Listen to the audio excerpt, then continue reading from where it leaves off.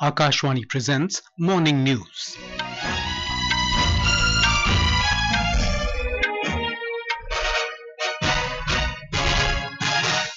Good morning, I'm Sunil Verma. The headlines. Prime Minister Narendra Modi to share his thoughts in Mann Ki Baat program of Akashvani on 30th of this month. Second meeting of initiative on critical and emerging technologies between India and US to begin today in New Delhi. BJP central team arrives in Kolkata to take stock of situation following post-poll violence in West Bengal. Evacuation of 1,200 stranded tourists likely to begin today in Sikkim. India's textile exports grew by 9.59% in May this year, despite unfavourable economic conditions in major markets. And festival of Eid-ul-Azha or Baqrid is being celebrated today. Prime Minister Narendra Modi will share his thoughts with the people of the country and abroad in the Mann Ki Baat program on Akashvani on the 30th of this month. It will be the 111th episode of the monthly radio program and the first to be aired after Mr. Modi's re-election as the Prime Minister for the third consecutive term. People can submit their ideas and suggestions for the upcoming program through the toll-free number 1-800-117800. People can also share their input online via the Narendra Modi app or the MyGov Open Forum. All suggestions for the upcoming episode will be accepted till the 28th of this month. The Mann Ki Baat program will be broadcast on the entire network of Akashvani and Doordarshan, AIR News website and News on AIR mobile app. The second annual meeting of Initiative on Critical and Emerging Technologies, iCET, between India and the US will begin today in New Delhi. During the two-day meeting, National Security Advisor Ajit Dobhal and his US counterpart Jake Sullivan will review the entire spectrum of Indo-US strategic ties. Sources said the main focus of the iCET meeting will be a comprehensive review of all projects discussed during the Washington meeting on January the 31st, 2023. This includes transfer of technology related to GE 414 jet engines for Tejas Mark II fighters. Mr. Dobhal and Mr. Sullivan are also likely to discuss a new bilateral defense industrial cooperation roadmap. This roadmap aims to accelerate joint development and production of jet engines, loitering munition, and other critical systems. India and the US are also likely to explore joint ventures to build a resilient semiconductor supply chain within India. A four-member central team of the BJP, including senior leaders Ravi Shankar Prasad and Biplab Kumar Dev, arrived in Kolkata yesterday evening to take stock of the situation after violence against the party workers in West Bengal following the Lok Sabha elections. The team met some victims of post-poll violence who have been provided shelter by the BJP at a house near its state headquarters in Kolkata.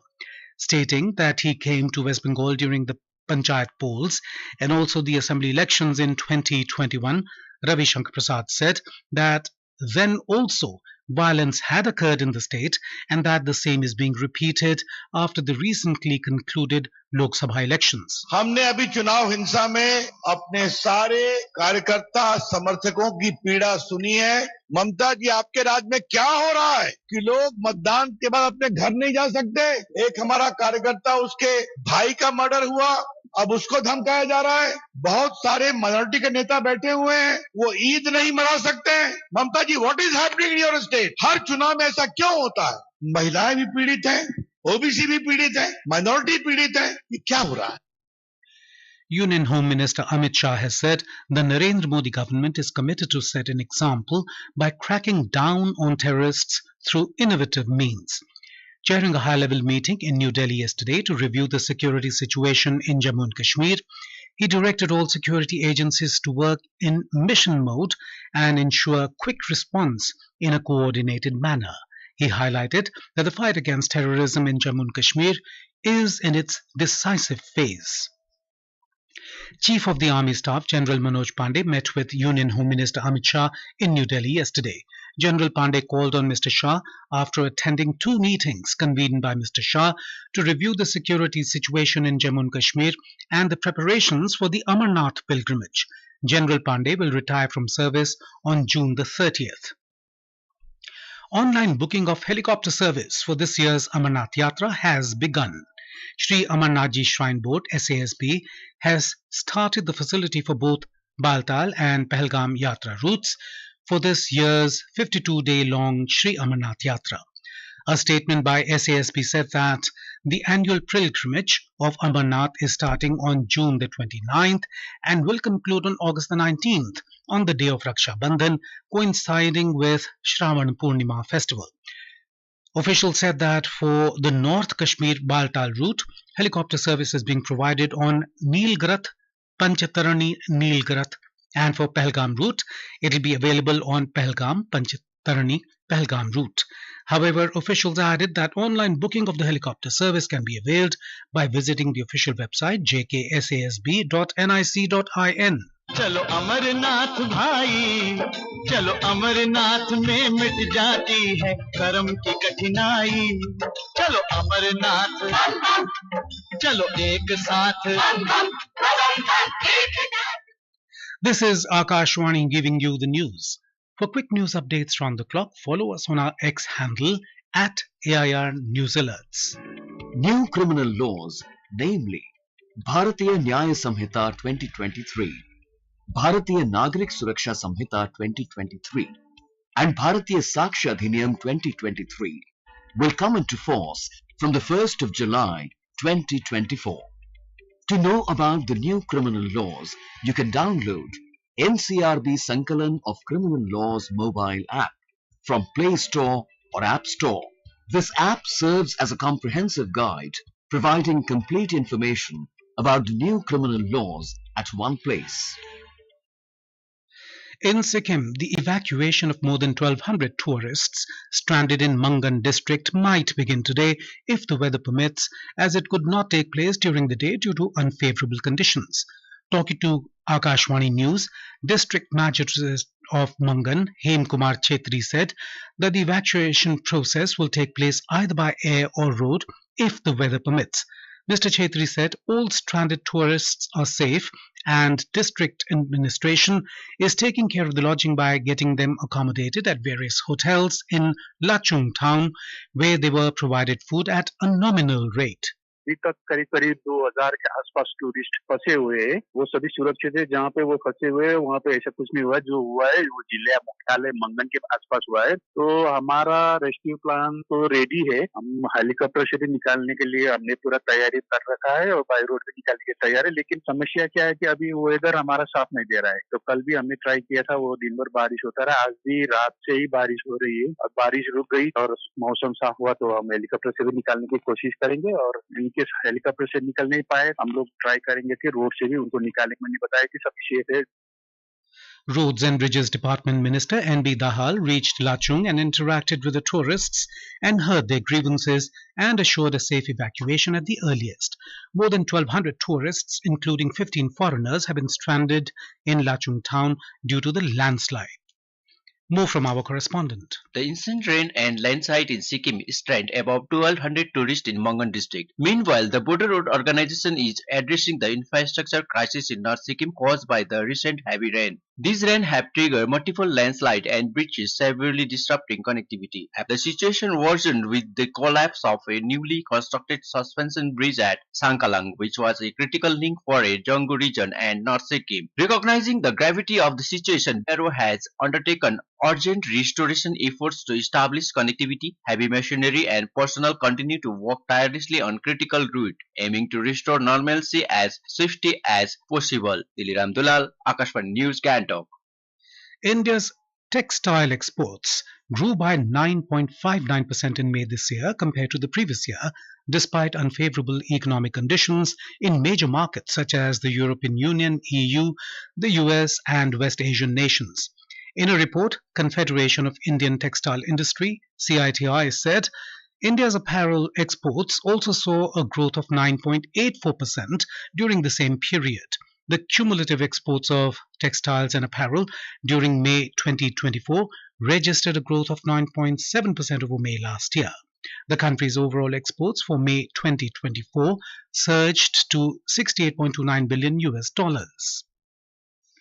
The 18th Mumbai International Film Festival, MIF, for documentary, short fiction and animation films is underway in Mumbai. Today, several films including From the Shadows, Dipped in Black, Sunday Morning, House of Existence, Hours, Sibuk, Flowering Man, Letter to a Pig, The Box will be screened in the MIF. On the sidelines of the festival, panel discussions on unblocking the force, channeling documentary films to drive social change, and unveiling her story, exploring women's narratives through documentary filmmaking, have been scheduled in the morning sessions. The festival of sacrifice, Eid-ul-Azha or Baqrid, is being celebrated today. The faithfuls will offer Eid namaz or prayers in Eidgahs and mosques. In Delhi, the main Eid prayer congregations will be held at Jama Masjid, Fatehpuri Mosque and Shahi Eidgah. President Draupadi Murmu and Vice President Jagdeep Dhankar have extended greetings to the people of the nation on the occasion of Eid-ul-Azha. In Uttar Pradesh, Eid-ul-Azha is being celebrated with religious fervor across the state. The administration has made elaborate arrangements and taken precautions for the smooth celebration of Baqrid today. More from our correspondent. People across the state are getting ready to reach the mosque nearer to them to offer the prayers of Baqrid, a festival which symbolizes the ultimate devotion and submission to God. In Lucknow, prayers at the famous Tile Wali Masjid will be offered at 9 am and at Ashbagh Masjid it will be at 10 am. Ritual of Qurbani will take place after namaz. State government has already issued an advisory directing all district police chiefs to ensure that no new tradition should start and no sacrifice of restricted animal should take place. Place for sacrifice on Baqrid should be dedicated in advance. Apart from this, sacrifice should not be done anywhere else or at disputed or sensitive places. Clerics and religious leaders have advised people to follow the instructions of government. Police is keeping extra vigil at sensitive places in cities like Kanpur, Muradabad, Rampur, Meerut and Mau. Chief Minister Yogi Adityanath has extended greetings to the people of the state on the occasion of Eid-ul-Azha. Sushil Chandra Tiwari, Akashvani News, Lucknow. In our bilingual live phone-in program Public Speak today at 9:30 p.m., we will bring an insightful discussion on yoga for health and wellness with Dr. Surakshit Goswami, yoga expert, and Dr. Ishwar N. Acharya, program officer, yoga therapy at Moraji Desai National Institute of Yoga. During the program, listeners will have the opportunity to pose questions to our guests regarding various aspects of yoga, such as its importance and benefits. To participate, simply dial the telephone numbers 011-234-21050 and 011-2331-4444, 9:30 p.m. onwards today. And now, for a look at today's newspapers, it's over to Tanvi Khurana. Thank you, Sunil. First, Modi 3.0 budget to eye job creation by expanding production-linked incentive scheme and focus on MSMEs, headlines The Times of India. The Indian Express writes, government looks at tax rate cut to boost demand, trigger private investment. India refuses to endorse Ukraine meet statement, reads the headline in The Hindu. Only proposals acceptable to both Russia and Ukraine can lead to peace, says New Delhi. Hindustan Times has highlighted in its front page the heat wave red alert in Delhi. The paper also quotes a study that reveals that the snowfall level in the Hindu Kush mountains has dipped and that could hurt rivers downstream. The Pioneer carries a photograph of the world's highest steel arch rail bridge, which is near completion in Jammu and Kashmir. It is 35 meters taller than the Eiffel Tower, writes the paper. And finally, the Smriti 1 earthquake memorial in Bhuj has been listed as one of the world's 7 most beautiful museums by UNESCO, reports the Statesman. And with that, it's back to you, Sunil. Thank you, Tanvi. And now, before we end the bulletin, the headlines once again. Prime Minister Narendra Modi to share his thoughts in Mann Ki Baat program on Akashvani on the 30th of this month. Second meeting of initiative on critical and emerging technologies between India and US to begin today in New Delhi. BJP Central Team arrives in Kolkata to take stock of situation following post-poll violence in West Bengal. Evacuation of 1,200 stranded tourists likely to begin today in Sikkim. India's textile exports grew by 9.59% in May this year, despite unfavourable economic conditions in major markets. And festival of Eid-ul-Azha or Baqrid is being celebrated today. And with that, we end the morning news. Have a nice day.